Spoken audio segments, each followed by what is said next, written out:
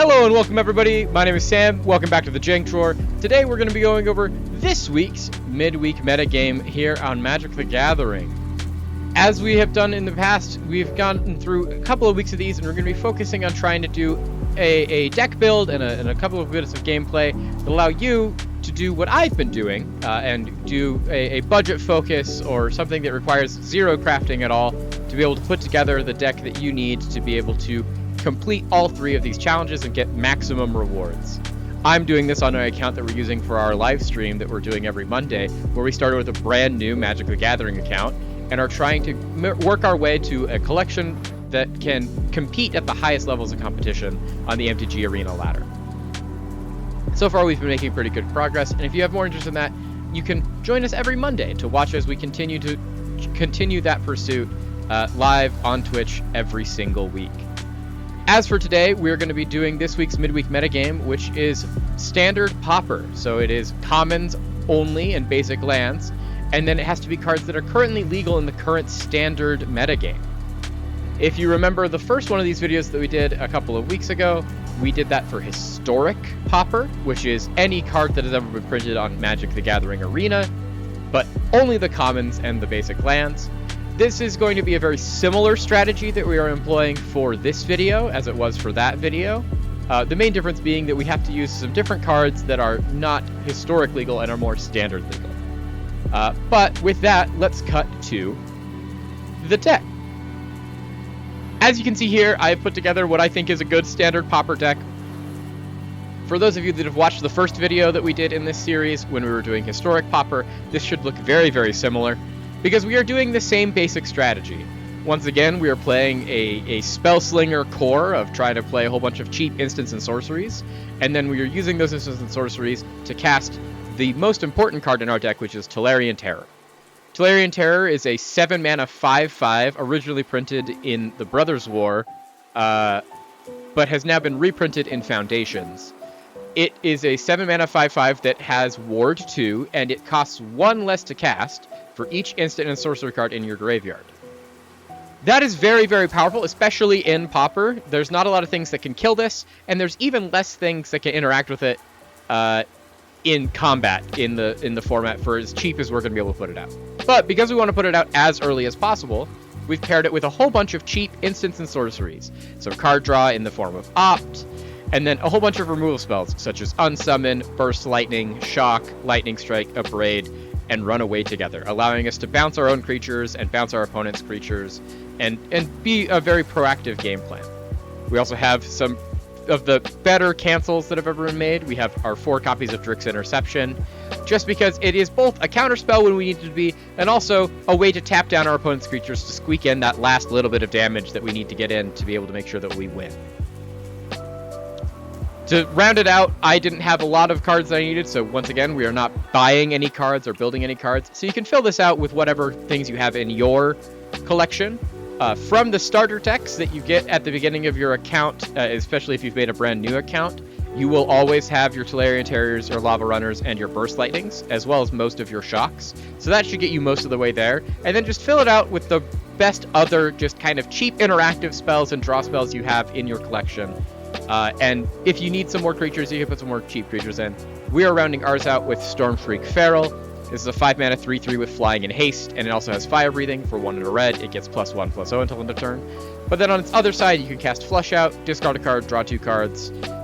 All of those are effects that we would like to have in our deck, and that's why we put it in here. It is only a 1-of, but it's mainly because we're just trying to fill in the gaps that we have, which is something you can do.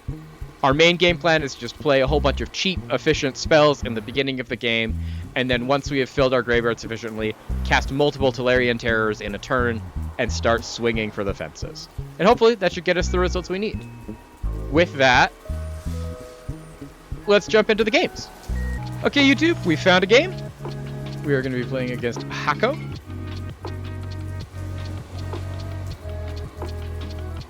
This is an interesting hand. It gets really good if we ever draw any of our blue sources, but it's still playable without it, so we are going to keep it. Let's play an early Lava Runner.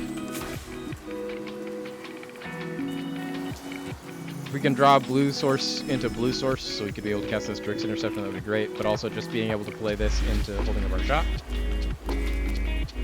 is pretty good.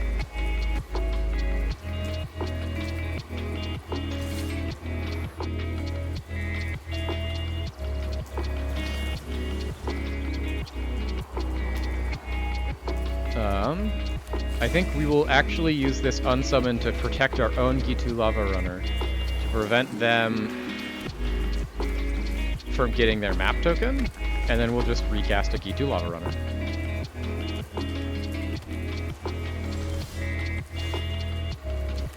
Play this mountain. Do you have another brackish?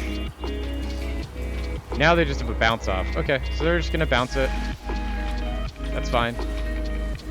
Our opponent's playing mono blue every bounce spell, it would seem, but I think we're okay with that.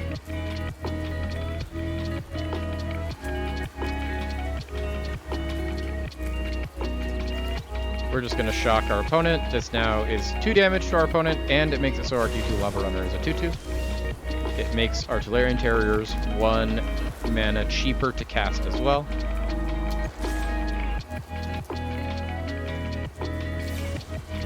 Another bounce off. Honestly, I think we're even fine with this bounce off because we can still play our Lava Runner and hold up Drix Interception. And if our opponent's just going to cast every bounce spell ever, now they're going to make a 3/3 token. I actually think I'm going to counter this, because we actually have a really good removal spell for specifically if this is our opponent's strategy in Run Away Together. Because Run Away Together will allow us to bounce our own Gitu Lava Runner and the token they create. Since now they can still flashback this creature. Oh, they also played their own Tolarian Terror. If they want to trade Tolarian Terrors, they are welcome to do so. Perfect. We'll play our own Tolarian Terror again. This is the great thing about drawing all 3 of our big 5/5 Sea Serpents. Okay, our opponent is now going to waste all their mana making this 5/5, and we get to do this. Run Away Together. Our Lava Runner and their token, because our Lava Runner is a real card, it gets to come back to our hand. Because their token is a fake card, it is just destroyed. And then we get to attack for 7. And pass the turn, and we can hold up this Burst Lightning. And our opponent's seen enough! There we go, that's our first win. Let's go, chat.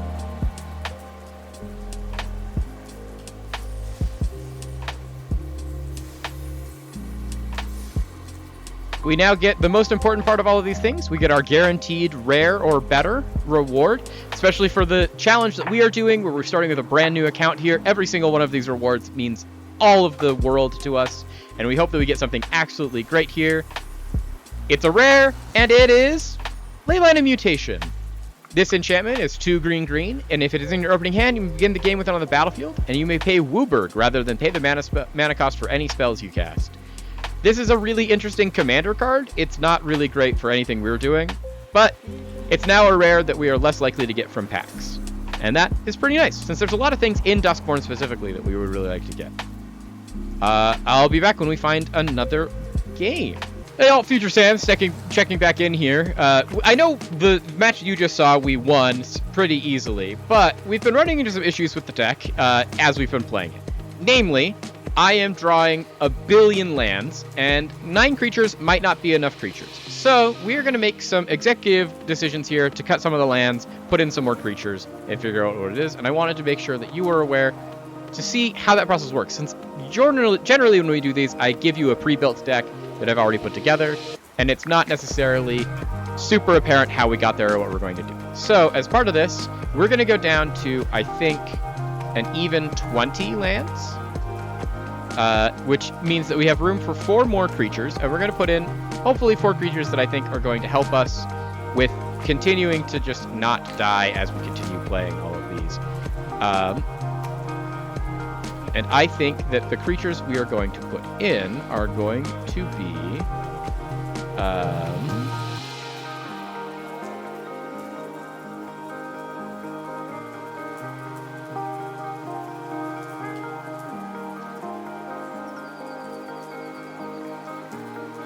I think we are going to put in... It's the thing. It's like I'm trying to think of things that I think would be really good in this deck and in this format.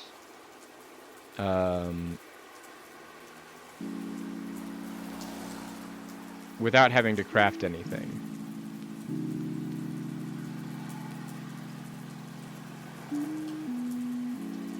And I think what we're going to do is we're going to put in a combination of things. I think we are going to put in... I think 2 turtles. And...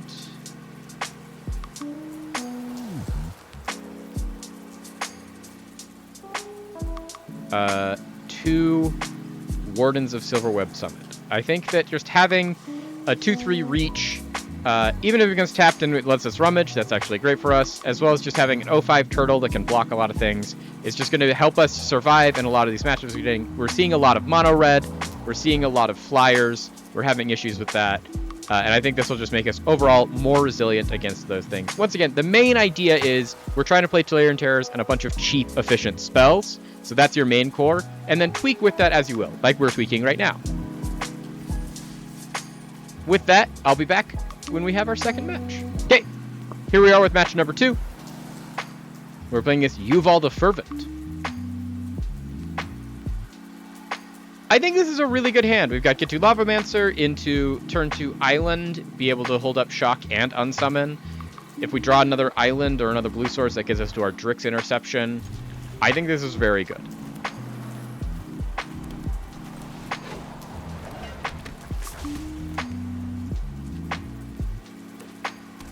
Our opponent is led with a basic island.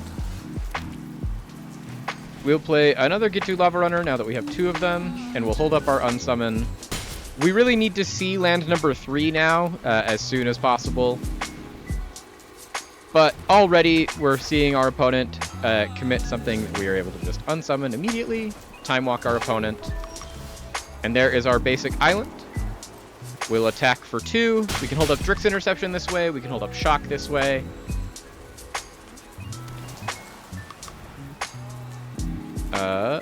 We will let them resolve this because we can just Shock this, and we don't have to waste a Drix Interception on this. We can use it on a better spell,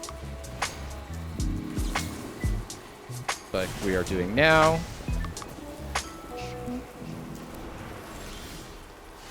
Cool. Unfortunately, we didn't draw another land, but we still are in the same predicament that we were in last turn. We can hold up our Drix Interception, we can hold up a Shock. We're actually still in a really good spot. This is now another instance of our opponent's going to try and cast a second spell to make their Ilvoy Operative bigger, and we can just Shock it.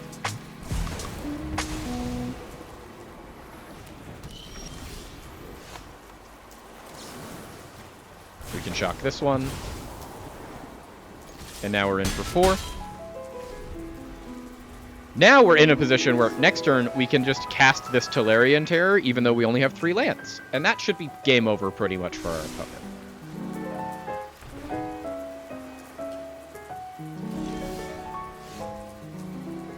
I don't think that we even need to though. So we're just going to hold up all of our mana for this Drix Interception should we need it. Yeah, if our opponent wants to bounce a Lava Runner, I think we are okay with that. Let's pass the turn. We'll hold up our Drix Interception. They have something big for 5 mana that they want to cast. We can just counter it. We are playing a tempo deck, which means that we are trying to use a tempo strategy to win. And that means as long as we have 1 threat in play and we can hold up mana to protect it, we will eventually win the game. And that is our entire strategy. And so we now have 2 threats in play again. Our opponent is going to spend 4 mana to make a 2/2. And we're just going to say, thank you for spending all your mana. We're going to counter that. And now our opponent is at 3. And so we have lethal on board, and we just need to be able to protect this and push through the damage in the best way you can. So drawing a Drix Interception right now would be really, really good.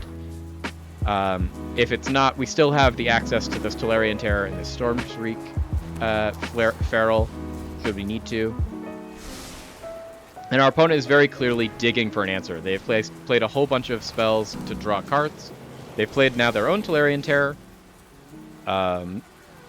We still have lethal because we just drew this Burst Lightning. We can even play our own Tolarian Terror if we want to. Just show our opponent that we had all these. And our opponent has seen enough. There we go. So that's how the deck should work. And even then, I think this really helped. Just even cutting down from that 24 lands to 20 really helped with the success of the deck, because we were just seeing less lands and we weren't flooding out as badly as we had been up until that point. But now it's time for the most important part and everyone's favorite part of the videos, another reward. This is a guaranteed rare, and every single rare matters because it's one more rare we don't have to buy and one more rare we don't have to craft. And this time we get just another rare. We weren't lucky to get the upgrade to Mythic, but let's see what we get. Caretaker's Talent. This is a very, very good rare, especially in most recent Standard. There used to be an entire mono-white controlled tokens deck in Standard that was built entirely around this card as a value engine. This is a 3-mana enchantment class for 2 and a white. Whenever one or more tokens you control enter, draw a card. This ability triggers only once each turn. But if you have multiple of this card, which that deck usually did, each one of those trigger once each turn. So you'd be able to draw usually a total of like 2 to 3 cards every time you created a token. For 1 mana, when it becomes level 2, you create a token that's copy of another target token you control, so it just makes its own thing. And then for 4 mana, for 3 and a white, you can get to level 3, and creature tokens you control get +2/+2. And when you're making a whole bunch of tokens like this deck did, when you inevitably got Caretaker's Talents stacked on top of each other, just providing this +2/+2 effect, you'd end up with a really big, really wide board, and you'd win games really quickly. It allowed you to generate a whole bunch of value and then turn the corner at the end. This is a very good card. With that, only one more win to get our last reward. I'll be back with our next game. Okay, we're back with our last game. We're against Settleford the Bargler. Once again, this is a beautiful hand. We've got our Gitu Lava Runner. We've got a couple of unsummons. We would really like to see lands 3 through 4 in this hand, but they aren't necessary for what we're trying to do. Getting to land 3 so we can play our Wardens of the Silverweb Summit would be really nice. And there's our land 3. Never didn't have it. Never punished. Our opponent once again seems to be on a mono blue strategy. We will just go to damage. And honestly, I'll play this Aegis Turtle.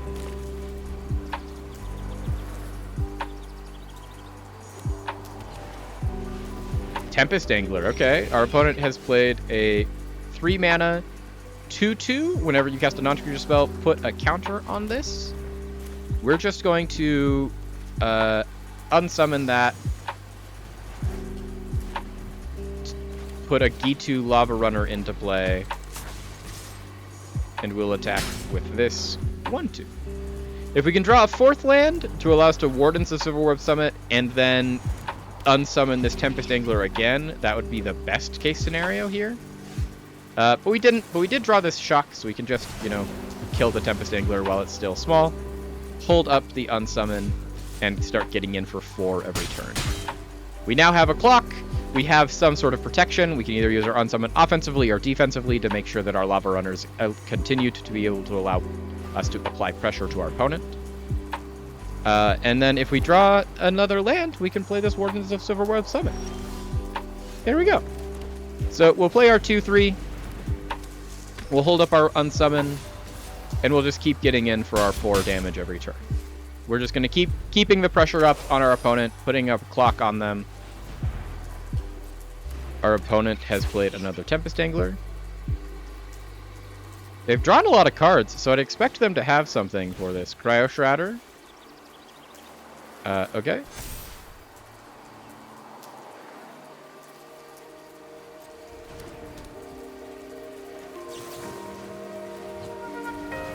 Let's bounce that. Let's play this opt. Oh, our opponent has seen enough. Okay. And that's how you do it. Sometimes you get really lucky, sometimes you just get it all together, but cheap, efficient pressure coupled with good control spells is just a really easy way to put together a tempo deck, and a tempo deck will usually get you some pretty good rewards. And with that, we get to our final reward to get our random cosmetic. Let's see what we get. Mona Lisa, Science Geek. This is one of those cards that I was talking about in the stream. We did for those of you that didn't miss it and would like to watch the VOD, you can try and find it. On Monday, I went through the entirety of the new set for TMNT and talked about all the cards that I think would be good in many formats, mostly with a lean towards standard and limited, because that's what we've been playing on the channel. But I play every format, Canadian Highlander, Legacy, Commander, and I think there's a lot of really fun cards coming in this new set. I'm genuinely very, very excited for it. And Mona Lisa Science Geek was one of the ones that I talked about. I think that she's really good. For a 3-mana 1/3 with Reach, the fact that she can tap to add X of any one color, where X is her power, I think is a very, very powerful ability, especially in a set that is so built around mutagen tokens and putting +1/+1 counters on creatures. I think that this creature has the potential to just create and generate so much mana for such low investment. And the fact that it also has Reach is just an added bonus. So this is a really exciting card style. I'm really excited. And I hope you are all excited. I hope you all had a lot of fun watching this. I know I had a lot of fun making this video. If you've stuck around this long, it means a lot. It would mean even more if you're able to like, comment, and subscribe. Every little bit helps. We're trying to grow this into something that I can continue doing as a full-time job. I have been out of a job since August of 2025, and this is something that I've turned to be able to just use my ability and channel my creative energy as I'm still in the job hunt and taking control of my own destiny to try and figure out how to figure out my own life and make my own success. And every little bit of your support is massive and means the world. Hopefully this helps you in your own pursuits to be able to do these metagames and realize that you can do them even without all of the various cards that are going to be recommended across the internet of like, these are the things that make it the easiest. Any account can play these. It's just a matter of being inventive, knowing what you have, and using the things that are the best tools for the job at hand. And I do think that, especially in a lot of these poppers, the fact that every new account comes with a full playset of Tolarian Terrors is the best thing that you can work with. Tolarian Terror is one of the best commons that's ever been printed. It sees a lot of play in actual Pauper as one of the best finishers in that format. And as long as you stick to the principles of the Tolarian Terror decks of cheap, efficient creatures and cheap, efficient spells that either draw cards or cause removal or counter spells, you're going to have a good deck and you're going to be able to get all of your wins. I hope this has been helpful. I've been Sam. This has been the Jank Tour. Please like, comment, and subscribe, and I'll see you all next time. Thank you for watching.